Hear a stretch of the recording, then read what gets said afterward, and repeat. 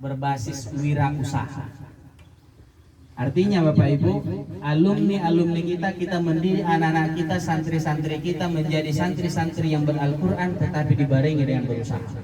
Nantinya lahir pengusaha-pengusaha muda, lahir pengusaha-pengusaha muslim. Karena kita kembali kepada Rasul, apa yang disampaikan oleh Rasulullah SAW. Kalau ingin kaya, kata Rasulullah, jadilah pengusaha. Dan kalau ingin hidup mulia, jadilah guru atau ustaz. Anak-anak kita karena sudah diberikan ilmu agama yang pastinya dia nanti bisa jadi ustaz, bisa jadi ustazah.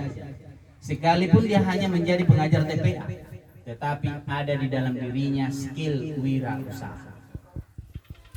Jadi itu Bapak Ibu. Kemudian yang di samping saya ini, samping kanan saya ini Ustaz Jepri, ya, Ustaz Jepriadi Angkat. Ini alumni dari pesantren Gontor Magetan, ya? Jawa Timur, ya? Ponorogo. Bang.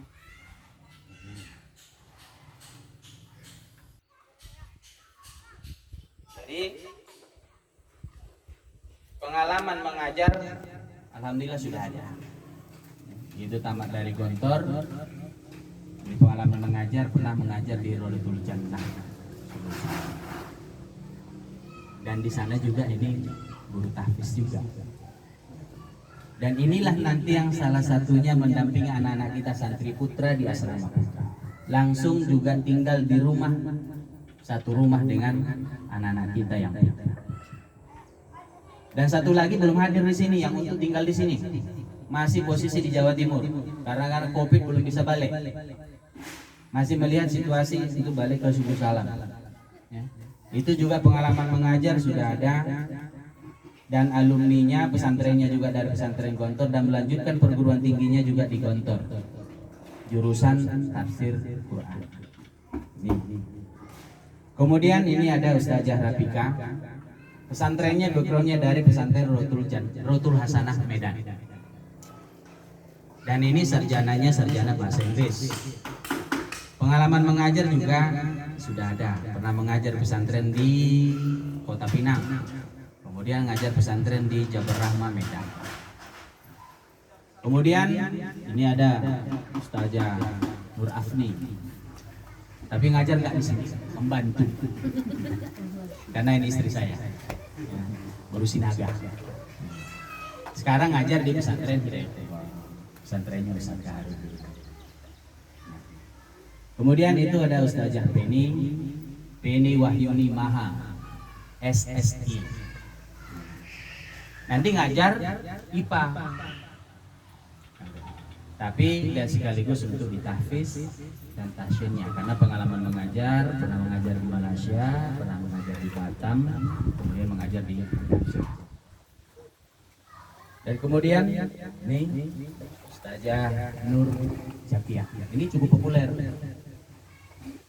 Namanya populer. Selalu dinyanyi, dilakukan. Ya, Zakia. Jadi cukup terkenal. Ini juga backgroundnya adalah dari pesantren Rotul Hasanah Medan. Ini sarjana psikologi. Kenapa kita butuhkan psikologi? Supaya anak-anak kita nanti terarah minat bakatnya. Jadi udah ikut-ikutan, ya. Mi keimbang naik si iya, udah lagi, tapi diarahkan oleh sarjana kita yang psikologi. Ya. SKOMI. Saya pertama ketika melihat SKOMI, saya pikir sarjana komputer. Rupanya sarjana komunikasi Islam, ya, bahasa Arab rupanya. Dan ini juga ya hafiz Quran. Nantinya akan bergabung juga di sini, tapi belum ada tempat. Jadi kemarin ketika pertemuan, nanti saya usahakan dulu secepatnya untuk membangun rumah. Untuk rumah ya Ustadz dan Ustazah yang berumah tangga. Kalau yang mendampingi gadis-gadis ya serama. Kita butuh juga yang untuk tinggal yang berkeluarga di sini. Tapi kalau sudah ada rumah, saya siap tinggal di sini. Gitu. Namun ya belum tersedia dengan sarana yang ada, tetapi mudah-mudahan tidak mengurangi makna dari proses pembelajaran. Jadi Bapak Ibu yang dirahmati Allah Subhanahu wa taala, itu sekedar perkenalan ya teman-teman pengajar. Ya, yang ada yang belum hadir di sini nih. Ya, itu tadi Ustadz ya Ova Luansyah yang tafsir Quran. Kemudian tadi juga sudah pulang Ustadz Julfantri ya, itu SPD MPD yang untuk ngajar matematika nantinya. Kemudian ada juga lagi nanti yang khusus. Ada juga hafiz kita juga lagi. Namun yang menetap di sini baru 4 orang Bapak Ibu. Jadi untuk santri putri nanti silakan berkoordinasinya dengan Ustazah Nurzakia dengan Ustazah Rafika. Nanti boleh diminta nomor HP-nya Bapak Ibu. Kalau yang santri putra silakan koordinasinya dengan Ustaz Jibril. Karena tahu nanti ada yang perlu bisa nomor HP-nya di Ustaz ini diminta. Jadi itu Bapak Ibu. Sekedar perkenalan teman-teman yang berada di sini yang akan mendidik Bapak Ibu. Saya teringat apa yang disampaikan oleh teman ini Ustaz Jebri, pesan kiai katanya di Gontor, kalau ingin mencari ilmu datanglah ke Mesir. Kalau ingin mencari ibadah datanglah ke Mekah. Dan kalau mencari ilmu ya, untuk mencari pendidikan datanglah ke pesantren Darul Afan. Karena kita di sini yang dididik membina karakter Bapak Ibu. Karena kiai di Gontor kata saja disampaikan ada orang yang mempunyai pendidikan yang tinggi, ilmu yang tinggi tapi tidak punya pendidikan. Karena pendidikan ini lebih cenderung kepada karakter, sifat. Indonesia saat ini krisis karakter. Maka Bapak Ibu ucapkan terima kasih atas kepercayaannya, akan kami didik anak Bapak Ibu sehingga menjadi generasi-generasi Qur'an. Ketika dia menjadi generasi Qur'ani, bukan hanya Bapak Ibu yang dapat untungnya, kami juga dapat. Gitu. Di mana untungnya sama kami? Au ilmu yang tafa'u, ilmu yang bermanfaat yang diajarkan. Ketika dia sholat Allahu Akbar, wah dapat juga Ustaz Chandra pahalanya. Gitu, bukan hanya Bapak Ibu yang dapat. Itu sederhana. Makanya kata Rasulullah, kalau ingin hidup mulia, jadilah guru. Kalau ingin kaya, jadi pengusaha. Gitu. Contoh saya pengusaha Bu. Gitu. Percetakan Hasna Kembar sekaligus promosi. Ya, mana tahunan buat pesta kan? Nah. Jadi bisa datang ke percetakan Hasna Kembar di Kepar Galon Bayon.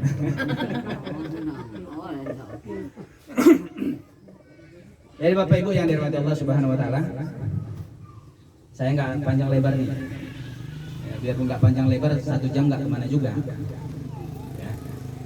Persyaratan kemarin kami sudah sampaikan, mungkin ada yang belum, ya, yang belum melengkapi bisa nanti menyusul. Ya, kapan Ibu nanti kemari bawa berkasnya. Salah satunya adalah surat keterangan dari kecil atau kepala desa tentang anak yatim atau anak piatu atau yatim piatu. Atau memang ada yang fakir miskin. Fakir miskin. Sebenarnya kan kalau kategori fakir miskin memang nggak masuk yang diinginkan oleh yayasan untuk beasiswa sepenuhnya, yang gratis pendidikannya. Tetapi memang kalau memang ya tak mampu sama sekali, silakan disampaikan nanti. Tapi kalau yang lengkap orang tuanya hanya dikenakan biaya makan. Uang sekolah enggak ada, gratis. Uang kesehatan gratis, uang listrik gratis. Semuanya gratis kalau untuk anak yatim piatu. Uang makan gratis. Tapi kalau yang lengkap orang tuanya, kalau ekonomi nggak cerita gitu kan. Tapi lengkap orang tuanya dikenakan biaya makan aja. Uang pendidikan gratis, uang yang lain-lain gratis semuanya, cuma uang makan. Berapa uang makan? 300.000 sebulan. Bisa nggak dicicil? Bagus. Kalau mau dicicil, misalnya minggu ini ada uang 100.000, kasihkan. Minggu depan 100.000, berarti kalau dalam 4 minggu dapat. Atau sebaliknya, oh saya kan gratis, betul Bu. Tapi kalau Ibu ingin menanamkan ya bekal akhirat, tidak ada salahnya. Biarpun yayasan menggratiskan kita, Tidak ada salahnya ibu datang kemari bawakan sapu lidi. Nah, ini untuk sapu musola. Tuh. Supaya apa? Anak yang belajar ini ibu juga dapat manfaat. Ustaz Hadi Hidayat sampaikan, kalau mau ingin berinfak, berinfaklah kepada orang-orang penghafal Al-Quran. Ketika dibacakannya alif lam mim 3 huruf, siapakah yang dapat pahalanya? Orang yang bisa bersedekah itu juga. Ketika dibacakan anak itu, kemudian dibacakannya sudah dia tamat dari sini, diajarkannya lagi kepada orang lain. Yang awal ini tetap mendapatkan pahalanya. Tidak ada salahnya nanti ibu, biarpun ibu merasa gratis, ya. Ada Al-Quran di rumah, bentar bawa kemari, dibaca oleh anak kita. Bapak ibu juga dapat pahalanya. Tuh. Tapi jangan terpaksa. Tapi di awal memang bersedekah, berinfak itu harus dipaksa supaya menjadi kebiasaan. Jadi itu Bapak Ibu. Namun ya apapun ceritanya, ekonomi di rumah lebih penting juga. Kemudian Bapak Ibu, kami sampaikan yang menjadi program keunggulan kita adalah bahasa Arab, bahasa Inggris, kemudian hadis. Dan kami mohon bantuan juga Bapak Ibu, ya, mohon doakan santri kita di sini bagaimana nanti setiap tahun dia di sini SMP-nya tamat di SMP selesai 30 juz, itu program kita. Mudah-mudahan Bu, kata Rasulullah, kalau yang hafiz Quran bisa menyelamatkan keluarganya sampai 7 orang. Tapi perlu Bu garis bawahi, yang 7 orang itu orang yang gimana? Orang yang sholat juga. Kalau nggak sholat pertanggungjawabkan dulu itu, kan gitu. Jadi mudah-mudahan ini bisa. Makanya kalau memang ada Al-Quran yang lagi di rumah, bawa kemari. Tapi jangan pula sempat kosong Al-Quran di rumah. Kalau Al-Quran itu selama ini mungkin tertutup, bukalah. Supaya juga sama-sama kita. Anak mengaji di sini, ibu juga mengaji di rumah. Si ayah juga, si bapak juga mengaji di rumah. Karena ada terjadi sinkronisasi orang-orang yang sama gitu Bu. Kalau anaknya ahli ibadah, maka orang tuanya juga harus ahli ibadah supaya sinkron pahalanya. Tapi kalau anaknya ahli ibadah, orang tuanya nggak ahli ibadah, rasanya masih terganjal. Biarpun bagaimana keinginan Rasulullah mensyahadatkan pamannya Abu Thalib, mensyahadatkan kakeknya Abu Thalib, tapi ternyata juga tidak bisa. Bapak Ibu yang dirahmati Allah Subhanahu wa taala, itu masalah administrasi. Kemudian kalau administrasi apa, kertas sudah ini ya, berkas-berkas ya sudah lengkap ya, Jaki ya, hampir ya, masih ada yang belum. Kalau yang belum nanti diirikan. Kemudian pakaian Ibu, sudah tahu Bapak Ibu pakaian jam berapa Bu? Jam 5. Kalau kayu Bapak ini bangunnya jam 7. Selesai sholat subuh dulu baru bangun. Makanya kalau lagu di lagu Mandailing katanya bukan sholat subuh, sholat pagi. Jadi jam 4 itu bangun untuk persiapan sholat tahajud. Tahajud dulu. Ya, sholat qiyamul lail. Dan setelah selesai sholat tahajud dilanjutkan dengan membaca Al-Quran dan menghafal Al-Quran sampai mendekati subuh. Itu mau subuh sudah masuk dia sholat sebelum subuh atau sholat fajar. Makanya ada keberuntungan. Kata Rasulullah, kalau ya melaksanakan sholat fajar sebelum subuh itu 2 rakaat sebelum subuh, itu pahalanya ya lebih baik daripada dunia dan seisinya. Berarti kita menjadi orang yang kaya. Bisa bayangkan nanti. Makanya tadi ketika ada warisan santri cerita ya Bu ya, ekonomi begini begono segala macamnya. Tetapi yakin dengan anak kita nanti dengan melaksanakan sholat tahajud, kemudian sholat sunat fajar ataupun sholat sebelum subuh, maka kata Rasulullah itu berarti anak kita kaya yang luar biasa. Siapa yang bisa mengimbangi? Orang sudah lebih baik daripada dunia dan seisinya. Berarti kayanya luar biasa. Dan mudah-mudahan juga nanti dibarengi dengan sholat tahajud. Tinggal di Harapan Baru, Bapak Ibu, ada.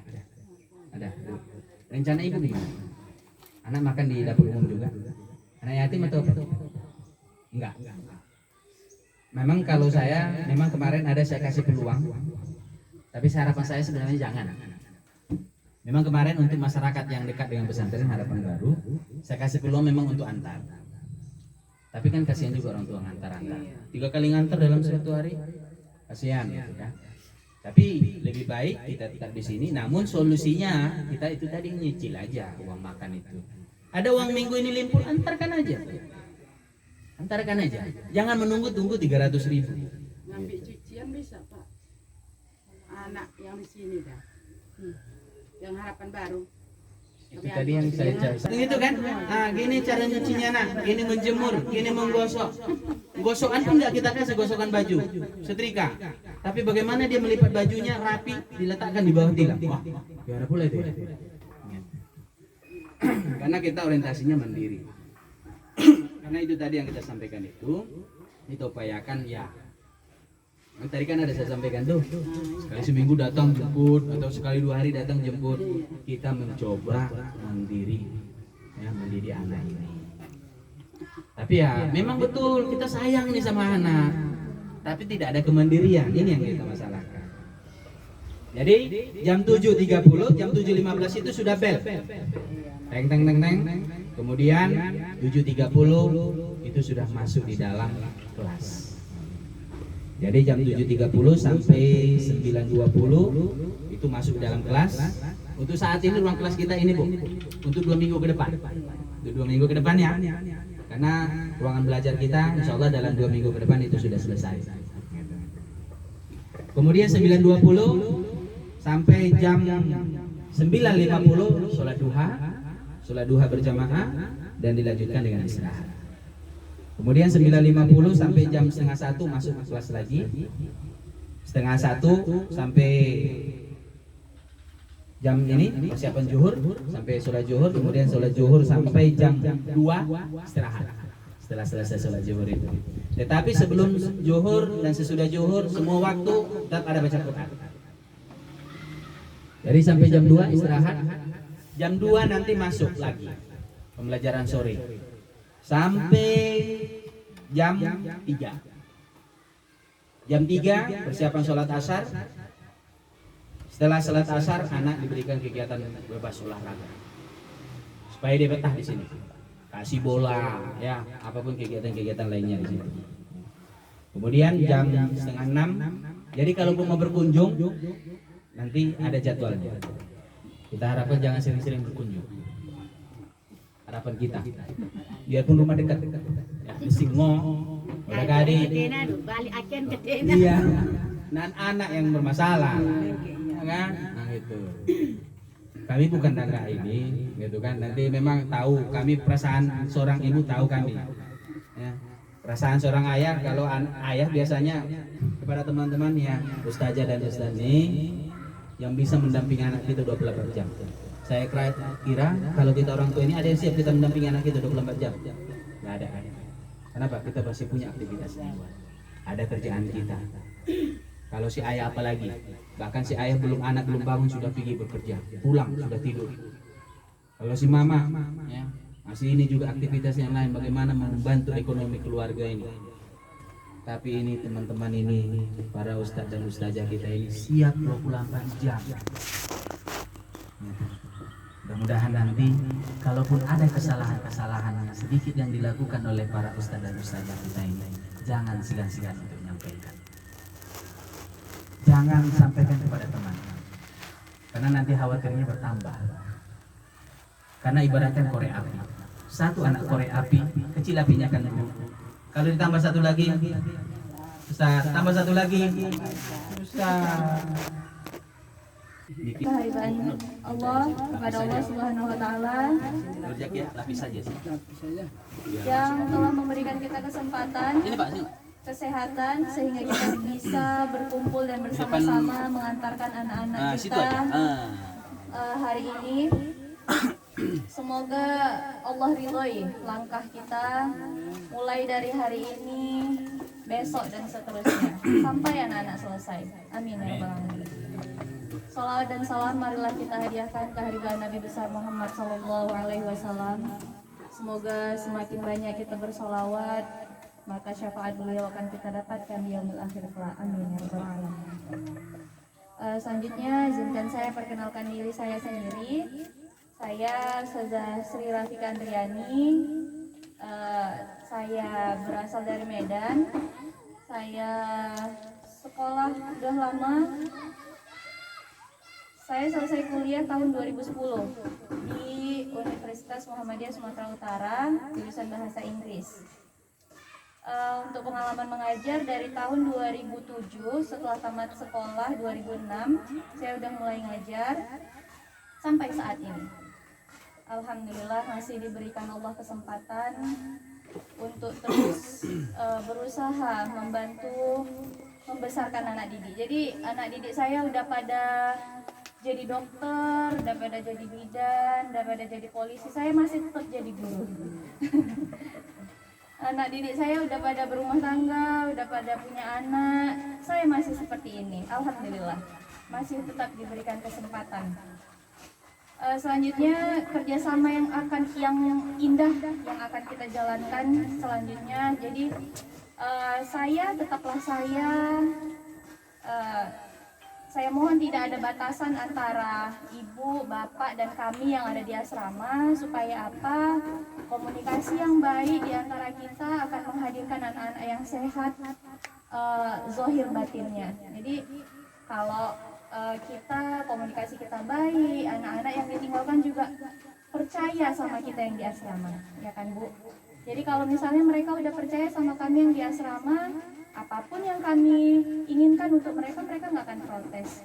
Sama kayak ibu yang ada di rumah sama bapak, kalau anak-anak udah nggak percaya sama ibu, mereka percayanya ke siapa? Ke temennya. Nah, jadi sebenarnya ini tugas berat, tapi insya Allah kita semua bisa, karena tujuan kita lillahi ta'ala, mencetak generasi Qur'ani yang mandiri pastinya, bersusah-susah dahulu, bersenang-senang kemudian. Itu yang saya rasakan Bu. Beberapa belas tahun yang lalu saat saya masih kecil, imut-imut ya Bu. Sekarang pun masih Bu. Cuma nggak gitu kali. Jadi dulu saya ditinggalkan orang tua saya masuk ke pesantren. Selesai SD itu badan saya kecil Bu. Jadi semua saya kerjakan sendiri. Nah dulu kami makannya masih ngantri. Kalau antriannya telat, kami cuma dapat nasi sama lauknya aja, sama buahnya aja. Itu pakai kerupuk udah luar biasa gitu. Jadi masa-masa itu udah saya alami. Nah, jadi jauh dengan yang terlihat sekarang. Jadi kalau ibu, bapak ridho mengantarkan anaknya ke kami, insya Allah Allah juga ridho. Allah akan ringankan langkah kita, Allah akan luaskan sabar anak-anak selama berada di sini. Nah, untuk disiplinnya itu tidak banyak sebenarnya. Yang pertama itu tidak dibolehkan membawa benda tajam, ya bahaya juga ya kan Bu. Jadi kalau mau ada apa-apa, misalnya anak mau potong buah, misalnya boleh nggak boleh, kami sediakan. Nah, untuk gunting nggak apa-apa lah, mana tahu dia mau berkreasi atau apa kan. Kemudian tidak dibenarkan membawa alat elektronik seperti HP dan lain-lain. Jadi yang namanya aja udah di pesantren ya Bu ya. Nah, insya Allah aman, insya Allah aman. Terus untuk anak perempuannya kami harapkan untuk tidak memakai pakaian ketat. Gitu. Jadi kalaupun misalnya pakai baju kaos, usahakanlah jilbabnya agak panjang. Jadi kalau misalnya jilbabnya lebar kali kan anak-anak susah juga berkegiatan, nggak apa-apa kok, ada jilbab segi 4 ini yang saya pakai juga. Nah dia agak lebar dia. Ala bisa karena biasa ya kan Bu. Nah saya pun dulu belum biasa Bu, dan sekarang pun sedang belajar. Kemudian untuk santrinya itu tidak dibenarkan memakai celana pendek. Terus untuk yang putri, kita berharap agar mereka memahami bahwa aurat itu tidak hanya apa yang terlihat saja, tapi tapak kaki pun juga aurat. Jadi kita wajibkan anak-anak untuk pakai kaos kaki. Pelan-pelan ya Bu ya. Kalau masih ada 2 pasang nggak masalah, dicuci, dijemur kering, pakai lagi kan gitu. Saya pun seperti itu. Kemudian Untuk anak putri ini kan pada pakai rok ya Bu ya. Kita takut dia pakai kaos kaki, tapi kaos kaki tidak terlalu panjang, entah berjalan tersingkap, maka diwajibkanlah pakai legging. Nah legging itu pun tidak wajib Bu. Mana tahu kalau ustazah leggingnya nggak ada, tapi ada celana tidur, boleh nggak dipakai? Boleh. Yang penting celana dalam. Ini udah maju ya Bu ya. Ya ibaratnya semua pasti insya Allah udah punya lah ya kan. Kalaupun belum banyak, ya pelan-pelan. Selanjutnya ini yang lainnya akan kami sampaikan sendiri ke anak-anak, karena kayak harus bersalaman dengan kami, harus mengucapkan salam dan lain-lain, itu nanti akan kami sampaikan sendiri ke anak-anak. Tapi yang untuk bapak dan ibu bisa perhatikan juga, bisa ingatkan juga ke anak-anak, itu saya rasa cukup itu saja. Jadi kalaupun misalnya ada masukan dari ibu atau bapak untuk yang lainnya, kami terbuka, apapun itu. Jadi kita sistemnya musyawarah aja, ya kan Bu. Jadi ini sekolah kita, semuanya baru kita mulai. Jadi dari kita untuk kita. Kalau ada masukan silakan sampaikan ke kami. Kalau ada yang harus diperbaiki silakan sampaikan. Kalau memang bisa diperbaiki, kita perbaiki sama-sama. Mungkin ini saja dari saya. Assalamualaikum warahmatullahi wabarakatuh. Waalaikumsalam warahmatullahi wabarakatuh. Terima kasih kepada Ustazah Atika. Kemudian Bapak Ibu, kalau Bapak Ibu kadang ada perlu mau membawa anak keluar pulang dari pesantren, tetap harus izin dulu dari asrama. Kadang nggak ada izin, langsung bawa pulang aja. Akhirnya kami kecarian, melapor pula sama polsek. Dibilang anak santri hilang, akhirnya susah nanti. Jadi tetap. Jadi itu yang ingin kita sampaikan. Yang jelas yang kami harapkan, bangun komunikasi dengan kami Bapak Ibu. Dan insya Allah juga kami akan bangun komunikasi. Sekecil dan sebesar apapun rasa nggak enak di hati, sampaikan kepada kami. Jangan sampaikan di Facebook. Jangan sampaikan di WhatsApp. Jangan sampaikan di Instagram. Yang baik-baik silakan dipublikasikan. Tapi kalau aib itu tutupi dan langsung pertanyakan kepada kami. Karena bisa jadi salah informasi, bisa jadi salah menangkap informasi. Jadi itu. Karena dunia si Maya sekarang luar biasa. Jadi mbak-mbak Maya ini luar biasa ini. Ya. Tapi kalau orang-orang tua kami yang tua memang nggak peduli dengan dunia si Maya kan. Tetapi kadang terdengar bisik-bisik tetangga. Karena bisik-bisik tetangga ini lebih rawan. Kemudian Bapak Ibu menerima informasi laporan dari anak, silakan diterima, tapi jangan langsung ngomel. Periksa dulu kebenaran. Kenapa? Kita tidak pungkiri anak sesama anak di kamar berselisih paham. Nah, kita betah dulu. Ini yang paling utama ini, betah.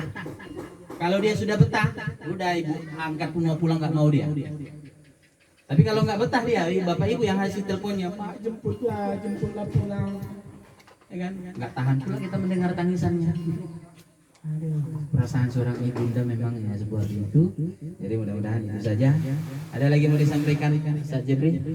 Oke, Bapak Ibu silakan. Ada yang mau bertanyakan sebelum saya tutup nih? Kalau udah saya tutup nanti nyesal Ibu. Nah silakan. Ketemunya sebulan sekali. Ya. Tanggal berapa itu? Ya nanti kita ini dulu Bu, nanti kita share informasi, kan? Karena yang paling jauh ini saudara kita dari Parongel nih, Sidikala yang paling terjauh, ya. Namun nanti mungkin kalau nggak di awal akhir tahun.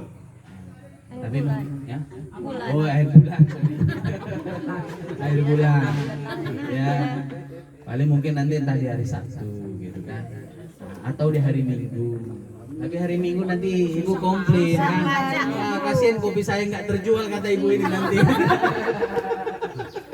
Kalau lumayan, entah 3 gelas kan gitu. Karena memang subuh salam kayak maklum memang hari Minggu, ya. Saya juga kasihan juga toko saya nggak buka. Oh jadi. Sabtu di Kalang. Hah? Sabtu sih di Kalang, Pak. Sabtu sih di Kalang pula kan. Tapi Orang bapak ini orang Parongin. Kagak bisa. Jumat, Pak. Jumat. memang hari Jumat itu hari libur untuk santri. Hari liburnya untuk santri. Ya itu. Makanya mungkin nanti paling kita lihat pas pertemuannya itu di hari Jumat. Entah mungkin selesai sholat Jumat. Gitu. Hanya sekali sebulan. Ya sambil menjenguk anak dianggap gitu kan. Karena memang kita sepakat Bapak Ibu hanya bisa menjenguk anak di hari Jumat dan hari Minggu. Hari Jumat satu hari yang mulai dari pagi sampai sore. Enggak usah. Kita Enggak. berkegiatan. Jumat. Jumat sore dari siang, Ustaz. Oh dari siang juga ya. Berarti Jumat dari siang, zuhur sampai asar. Hari Minggu pun zuhur sampai asar. Di luar itu jangan. Karena pembelajarannya penuh. Memang ya kalau Bapak Ibu datang ya pasti dilayani. Anak memang pasti keluar, tapi ketinggalan. Kasihan.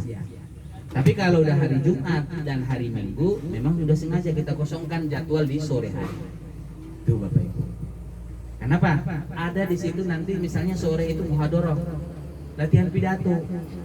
Pas dia nanti di situ ya pidato nggak di situ dia kan kasihan juga gitu. Pas pula nanti pidato bahasa Arab atau pidato bahasa Inggris ketinggalan. Gitu. Karena berbeda kadang. Ketika dia ingin melihat temannya, kalau temannya berani maka dia juga akan berani. Jadi itu Bapak Ibu. Jadi mungkin nanti kita buat ya. Atau kita sepakati dulu atau akhir bulan atau awal bulan. Akhir bulan aja lah. Tapi bulan ini nggak lagi ya. Bulan ini nggak lagi. Nanti bulan 8 akhir Jadi bulan. saya rasa kalau bagusnya awal bulan sekalian setoran dia. Oh gitu lah. Ya. Pas tuh Mang. Tuh. Ya pas lah awal bulan ya. Awal bulan berarti Jumat minggu pertama. Ya. Jumat minggu pertama setiap bulan. Hari Jumatnya setelah selesai Jumat zuhur. Ya berarti jam-jam 2. Tapi jam 2 pun nanti saya bilang takut sholatnya di ini kan. Nah, tapi jam 2 bisa ya jam raya. Paling kita kan sampai asar aja. Paling lama sampai asar. Nggak terasa begini Bu. Waktu 1 jam itu ngobrol-ngobrol nggak terasa. Karena semakin sering Ibu kunjungi kami di sini, semakin terjalin keakraban di antara kita. Sehingga ukhuwah Islamnya terjalin di antara kita. Karena membangun hati ini yang paling berat. Kami ingin membangun hati ke hati kita. Demikian Bapak Ibu, terima kasih atas perhatiannya. Ada lagi yang lain?